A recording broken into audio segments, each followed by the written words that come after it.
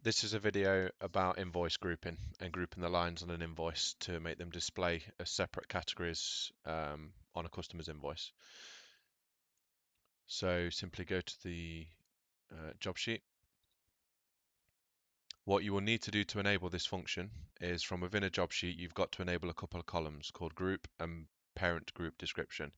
To enable the column, right click, choose columns, scroll down, enable group, and enable parent group description.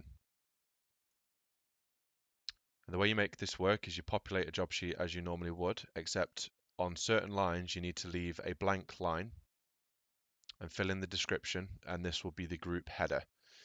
So for example, we'll say, let me just see what parts have got in stock.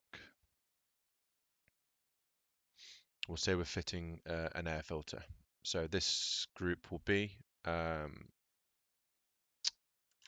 supply and fit air filter. And then below there, we simply add the line. So we're going to have a labor line, which will be supply and fit air filter. And we're going to charge 0.5. And then we simply add the part, which will be the air filter. And we'll put a price in.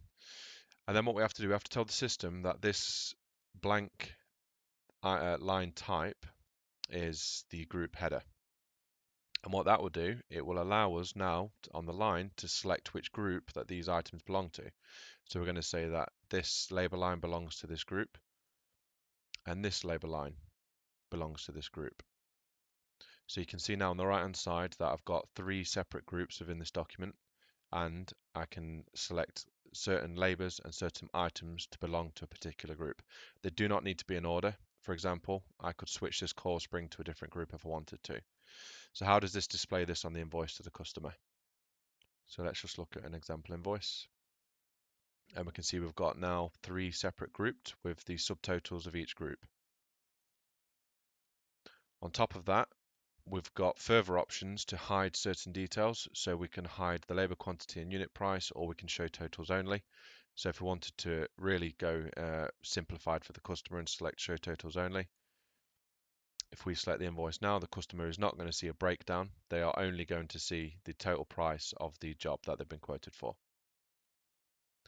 On top of this, if you watched the previous video about service packages, if I was to add a service package to this job, so I'll just select a full service package, and it's not actually grouped as these are grouped, but because it's coming from a compressed service package, if we look at the invoice again, you can see the full service at the top with its own price, completely compressed, so you can't even see the parts involved.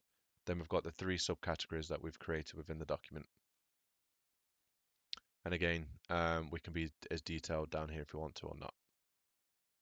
So that's groups. Remember, to enable it, you just need to enable these 2 columns, group and parent group description. If you have these enabled, you do not need to use them. If you don't want to use groups, you just don't add these blank lines, and you can just proceed as normal.